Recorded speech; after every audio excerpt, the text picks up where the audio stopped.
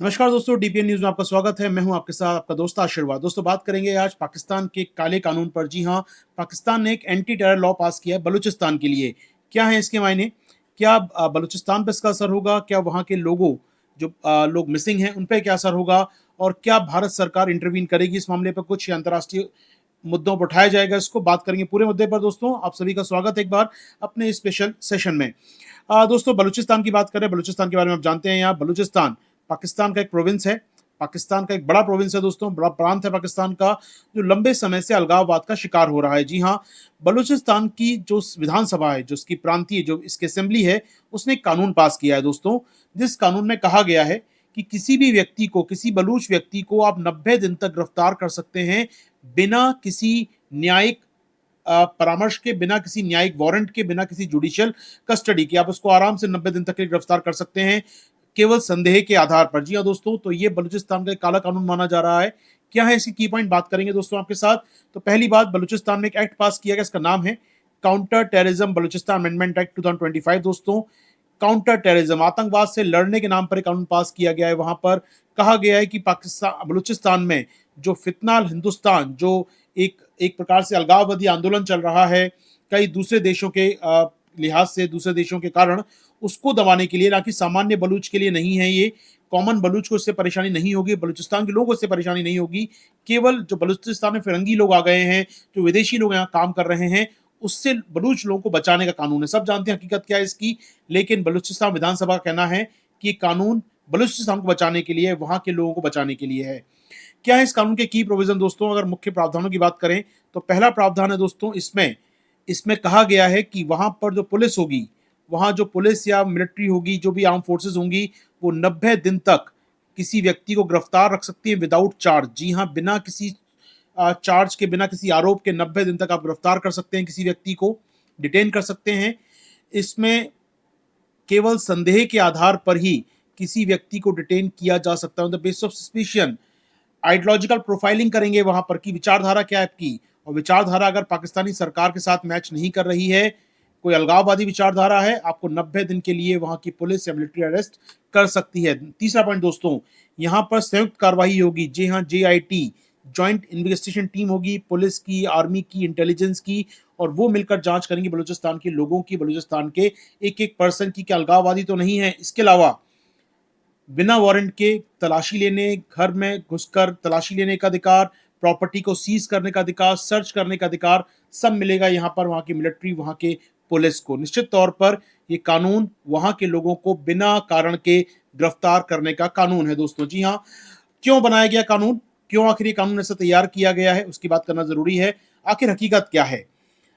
हकीकत विधानसभा ने बताया हमको कि कारण है वहां पर कुछ अन्य देशों द्वारा सेपरेटिस्ट मूवमेंट चलाए जा रहे हैं, कुछ अन्य देश दोष तोड़ने का प्रयास कर रहे हैं बलूचिस्तान को, तो बलूच लोगों को बचाने के लिए ये कानून बनाया गया, ये विधानसभा कहना है, लेकिन सच्चाई कहीं कोसों दूर है।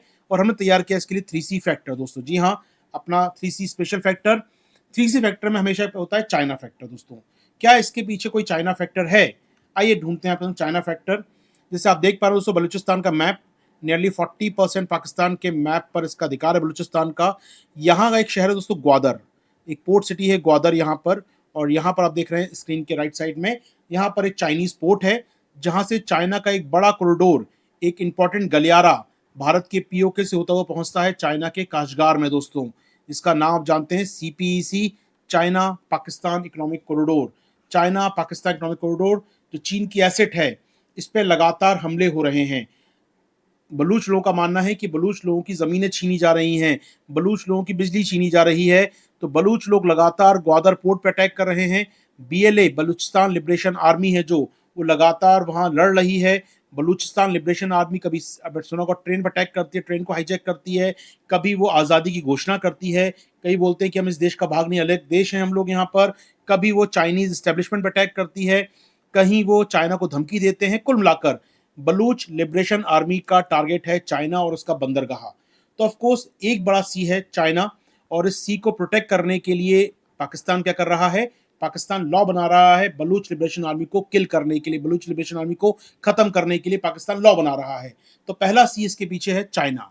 दूसरा दोस्तों सी है यहाँ पर cross border, cross border conflict, यानी केवल बलूच समस्या बलूच की नहीं है, बाहर की है। आइए बात करें दोस्तों, बलूचिस्तान के बगल में ईरान का इलाका लगता है, ईरान की सीमाएं लगती हैं और ईरान का एक प्रोविंस है यहाँ पर, इसका नाम है सीस्तान बलूचिस्तान। इस प्रांत का नाम, यहाँ पर बलूच एक ट्राइब है, पाकिस्तान में रहते हैं तो बलूचिस्तान हो गया यहाँ के इलाके का नाम, और जब वो ईरान साइड रहते हैं तो उस प्रोविंस का नाम है सीस्तान बलूचिस्तान।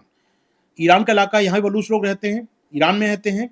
ये दोनों इलाके मिलाकर ये क्या करना चाहते हैं दोस्तों, इनका मांग है कि एक ग्रेटर बलूचिस्तान बना के दे दिया जाए, यानी ईरान और पाकिस्तान को तोड़कर एक ग्रेटर बलूचिस्तान बना दिया जाए। यहाँ पर ये इनकी मांग है, एक ग्रेटर बलूचिस्तान बना दिया जाए, ये इनकी मांग है बलूच लोगों की। तो ऑफकोर्स सीमा पार संघर्ष है और इसको रोकने के लिए देश अलग होना चाहता है, टुकड़े करना चाहता है, उसको रोकने के लिए पाकिस्तान ने लॉ तैयार किया है। तीसरी बात दोस्तों, तीसरा सी जो मैं आऊंगा वो है कम्युनिटीज। जी हाँ, बलूच केवल बंजर रेगिस्तानी पहाड़ नहीं है, ये बहुत कुछ भरा हुआ है संपत्तियों से, कम्युनिटीज से। जी हाँ दोस्तों, अगर बात करें पाकिस्तान का लगभग लगभग अगर मैं कहूँ 44% इलाका है बलूचिस्तान में, लगभग 1.25 करोड़ की आबादी है बलूचिस्तान की दोस्तों।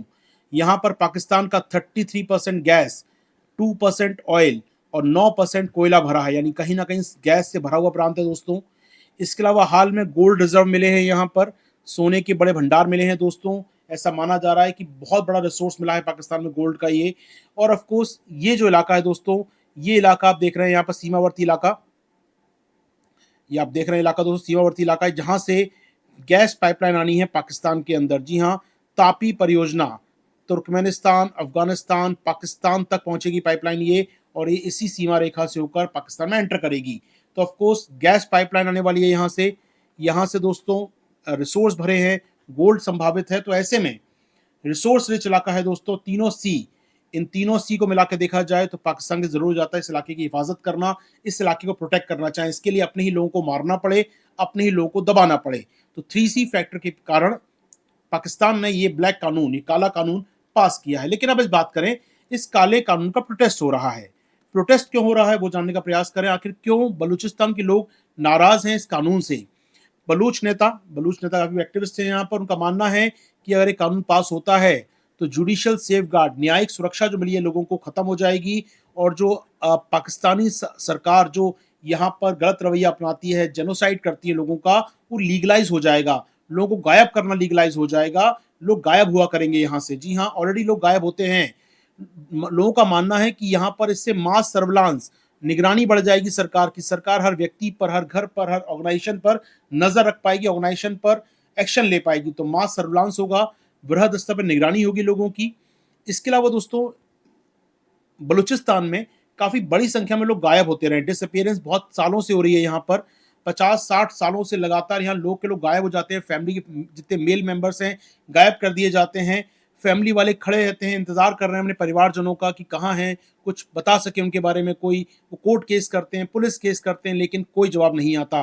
परिवार ढूंढते हैं अपने अपने बच्चों को, अपने पिताओं को, अपने बच्चों को ढूंढते रहते हैं कहीं ना कहीं वो, और हजारों की संख्या में गायब हो चुके हैं बलूच लोग।